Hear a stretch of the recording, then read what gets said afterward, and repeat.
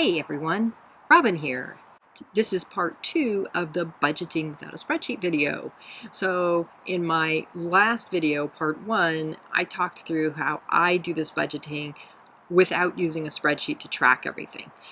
So basically what I'm going to do in this video is talk you through getting set up for yourself. And I'm specifically doing this because my son asked me, how do we do this? I want to do it too. So this one's for you, kiddo. You know who you are. So basically what you're going to need is you're going to need 4 things. 1, you're going to need a pay stub. 2, you're going to use something to write on. So you could use pretty much anything that you could use to record on. I do a lot of random scribbling on old envelopes. But for something like this, I highly recommend using a notebook or something permanent.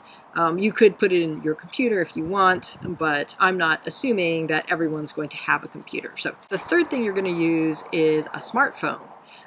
You could do this with just a computer, but it's much, much easier if you have a smartphone, and I'll explain that later. And then the fourth thing you're going to need, somewhat optional, a computer or a calculator to help you with the math and or tracking. Okay, so those are the 4 things you need. Let's get started. So the first thing you have to do is you have to break down your available income into categories. We talked about this in my last video. Again, that is linked below. But what you're going to do is you're going to first look at your pay stub and figure out from this information how much you take home per year. I'm not talking about how much you make. I'm talking about how much your actual take-home pay is, okay? Because we can only budget what comes into our bank account. We have nothing to do with taxes or any of those other things that get deducted from your paycheck. So once you know, then you're going to have to figure out how much of each paycheck you want to allot to those categories. Keeping in mind that some of those things, you might get paid twice monthly, but you're paying your rent monthly.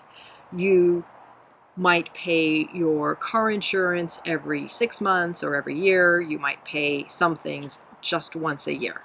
And then what you're going to do is you're going to think about allocating those categories to different bank accounts and use those bank accounts to figure out how you're staying on track within those categories. So just your bank statement will tell you if you're staying on target.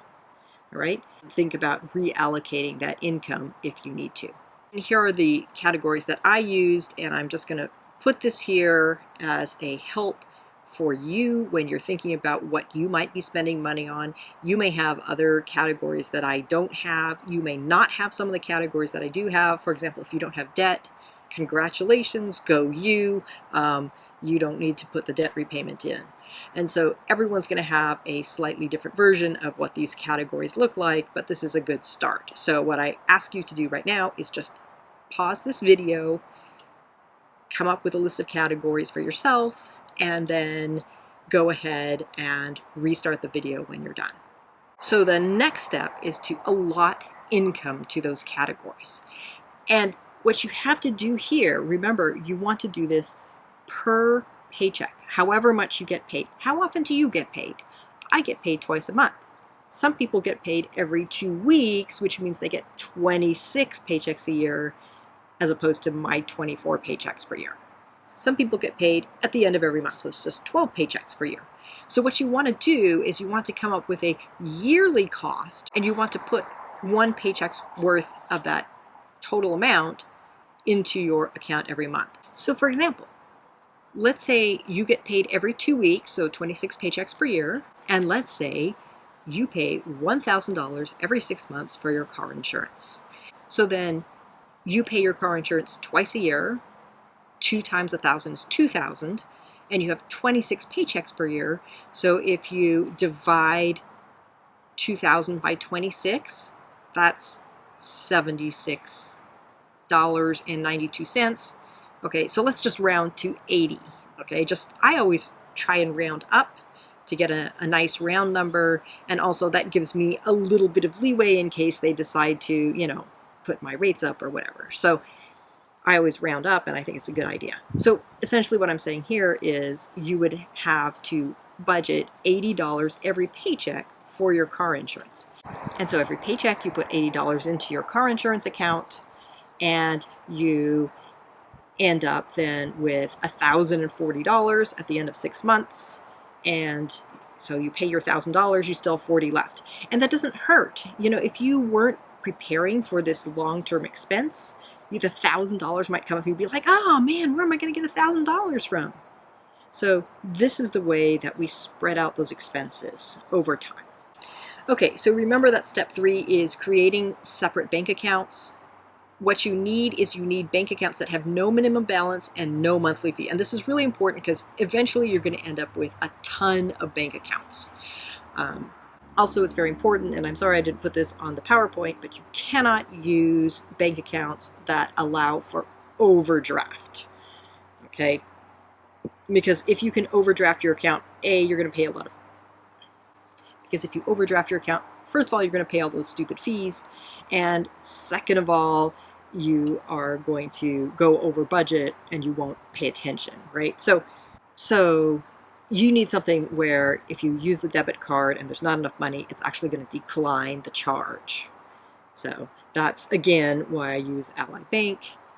It's perfect. So like I said before, I think I have like 15 or 16 bank accounts. I did not start with 15 or 16 bank accounts. What I'm going to recommend is that you start with 3. It is not hard to start up with 3, and then after a while of using this system, you'll say, you know, it would be really nice if I had a separate account for this, and then you'll make another account. So the 3 I suggest are this. 1 is a savings account for long-term expenses. 2 is a checking account for fixed payments, things that are predictable and that you have very little say in how much you pay. So, for example, your mortgage or rent, your phone bill, your water bill, your internet, all of those things are very predictable. Sometimes electricity is a little less predictable, but you usually have a good idea of approximately how much it could be, or the range it could fall in, right? So it's moderately predictable. And you also know you always have that bill coming up every month or two. The third account that you're going to have is you're going to have an account for what we call discretionary spending.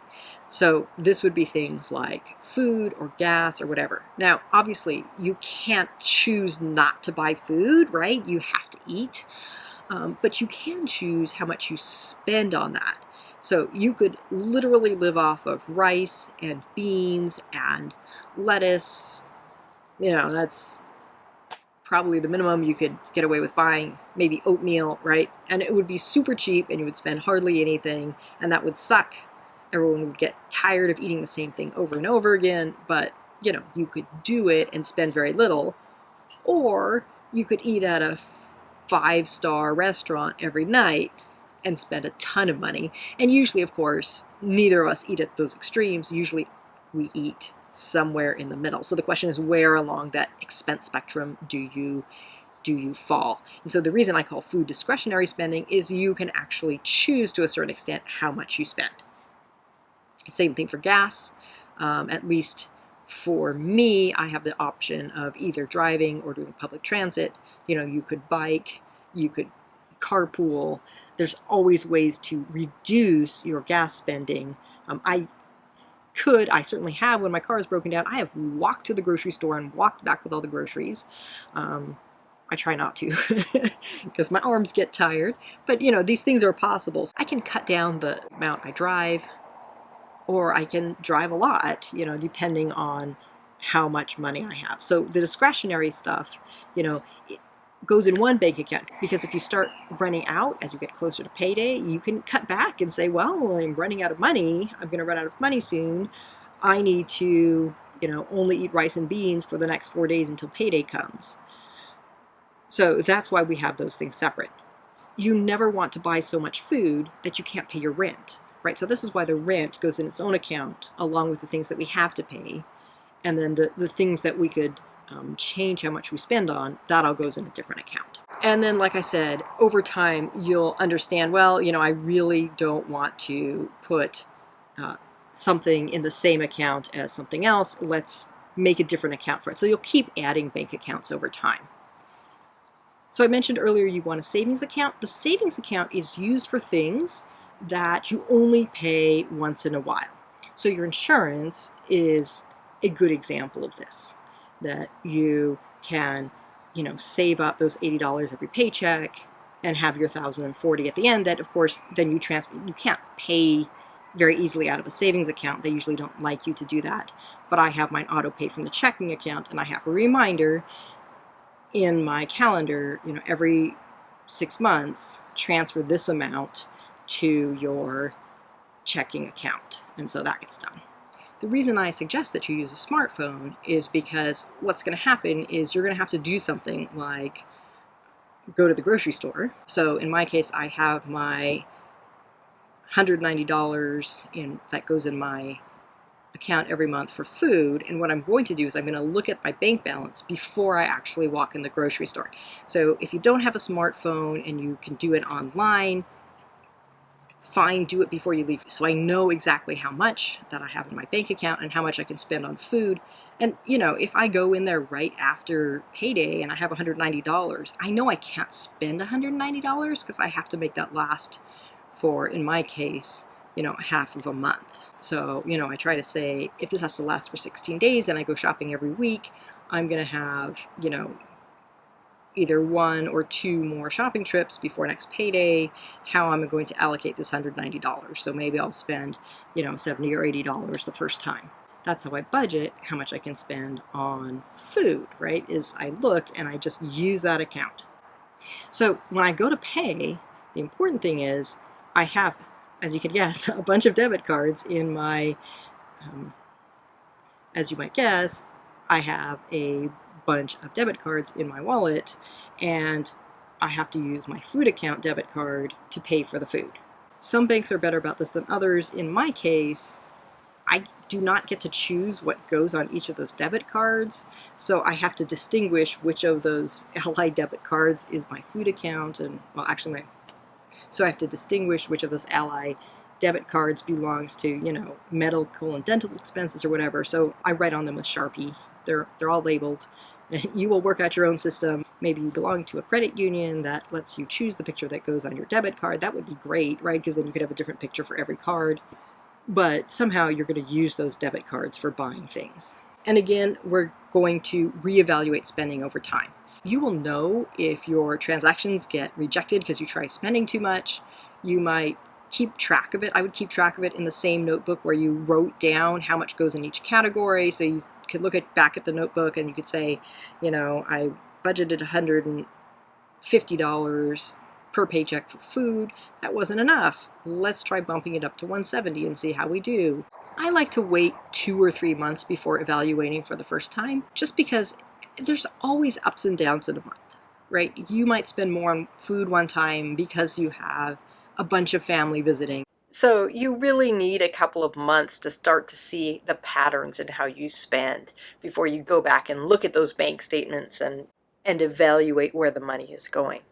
The other thing I found as I was trying to implement this is that, sometimes I forgot an actual category. Like, I totally forgot that I had to buy something. Those were usually the things that only came up once a year or so. So you're going to have to probably add categories as you go. Anyway, that's about it for this video. Reminder that I have another video where I actually go into how my setup works with actual numbers. Again, I've linked that below. So coming up at some point, there will be a video showing you how to use a spreadsheet. Yeah, because they are useful, even if you're scared of them. So I'll walk you through how to use a spreadsheet to actually set up your category spending.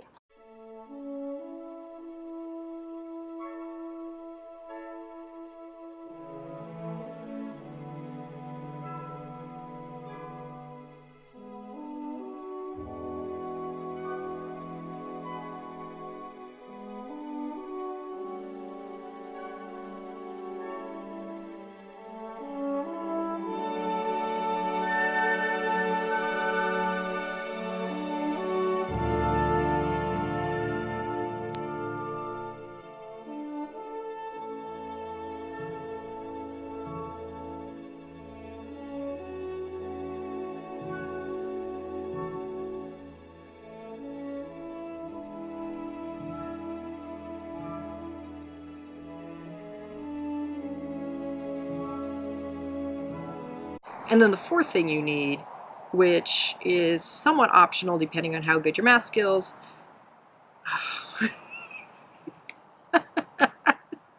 You're such a nitwit.